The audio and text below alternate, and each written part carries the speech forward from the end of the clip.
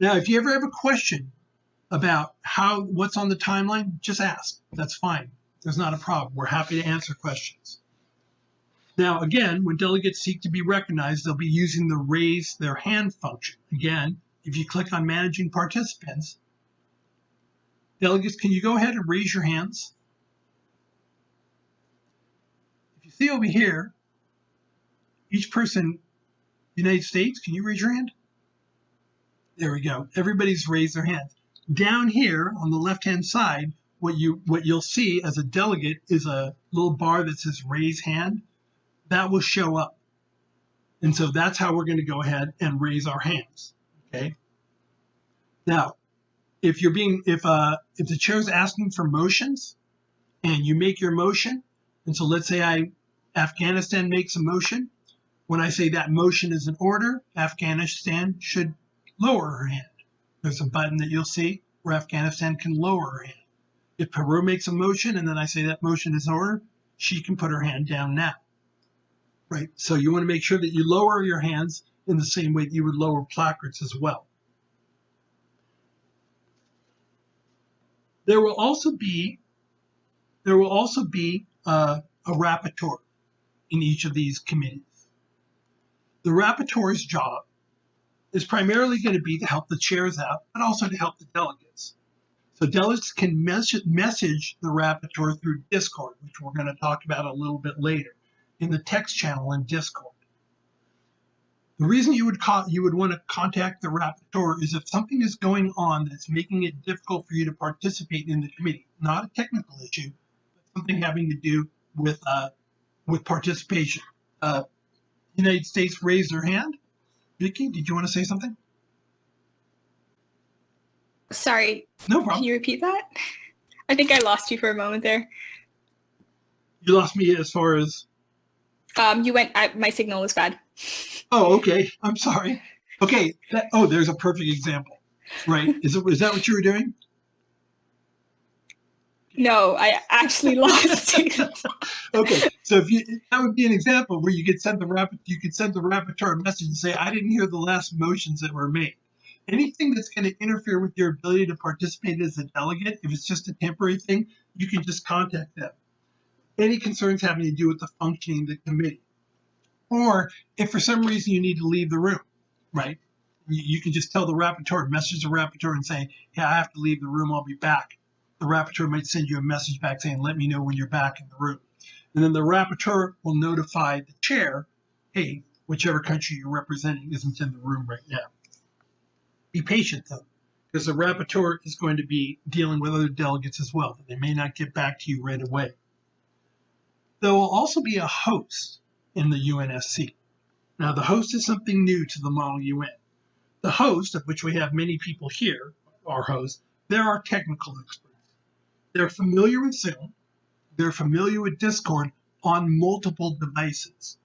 So delegates should contact the host on the text channel in Discord if they're having technical problems, only technical problems. So if there's a problem with your internet connection, your microphones, if you're hearing echoing, things like that, the chairs will, the host will be able to help you. Lastly, there'll be a crisis director. The crisis director in the UNSC will periodically be coming into the room, into the Zoom session, to notify members of the Security Council of a recent update that might require immediate attention by the members. This is called a crisis update, and the chair will announce that a crisis update is going to begin. How delegates respond to the crisis update can profoundly affect the next crisis update. As a general rule, if the committee ignores the crisis update, if they just get a crisis update, something has happened, and they ignore it, you should expect things are going to get worse on the next crisis update. So I would strongly encourage you to be responsive to any crisis updates. After each crisis update, the crisis director will answer a few questions from the delegates. Delegates should raise their hands using the participants function, right? And they'll be recognized either by the presiding chair or the crisis director to answer questions. And then lastly, I just want to talk a little bit about communication. Instead of passing notes the way you would do it in a regular conference. Delegates can communicate with one another during the formal session through the chat function in Zoom. Now, before sending a chat message, delegates should double check and make sure that they're sending the message to the right person. I'm just going to show you on my computer. You can click on chat, and all the names of everybody down here will appear. So there's everyone in the meeting, managing chair, Afghanistan, Belgium, France. What you don't want to do, if you're going to send Belgium a message, click on Belgium, and you want to send, you can type out a message to Belgium. What you don't want to do is send a message to Belgium and accidentally click on everyone, because when you type that message, everybody in the committee is going to see it. So be sure that you double check and make sure that when you send messages in Zoom, that you click on the person that you intend to click to and you intend to send to. Chairs should not send any messages in Zoom to the managing chair or the presiding chair for any reason at any time. If there's a problem going on in committee, contact the rapporteur or contact the host for technical problems, and they will contact the chair if that needs to happen. And then keeping with the tradition of the Model UN, delegates should refrain from sending messages during voting block, though obviously it would be very hard for us to monitor that. So if you're sending private messages. This is going to conclude the first video for the United Nations Security Council.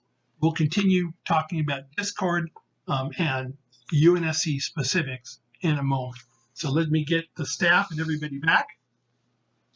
You can turn your videos on, unmute yourself. And Vicky, do you have any parting comments you would like to make? Yes, actually two things. When we vote simultaneously, only the chairs and I think the host can see the count. We as delegates cannot see the count because we do not have access to the same functions that the chairs would. The second thing I wanted to add is... And let me add to that. So you won't be able to see how other people voted as well. No, you would be able to see how other people voted. You wouldn't be able to see the count. Oh, I see. Okay, cool. Yeah. For how many people voted yes, no, and then maybe, or abstaining. And then the second thing is the timeline. As you can see that it's shared on the shared screen with everyone. Delegates do not have access to this committee timeline. This is something that you can only see on the shared screen, and it will constantly be up, so you do not have to worry about seeing, oh, when am I speaking, or was my motion voted on, because the presiding and the managing chair will figure that out. Okay. I know this is a lot of information. There's more to come. The feeling is that we want to provide as much information as we can about the functioning of the committee. It's taken a while for us to sort of figure out exactly how we're going to do this. It is going to take a while for you guys to get comfortable doing this. But if everybody puts in the time, gets comfortable with how we're going to do this, we believe this is going to be an exciting and interesting new way to deal with the situation that we're in, virtual Model United Nations Conference. So thank you for joining us, and we'll see you in the next video.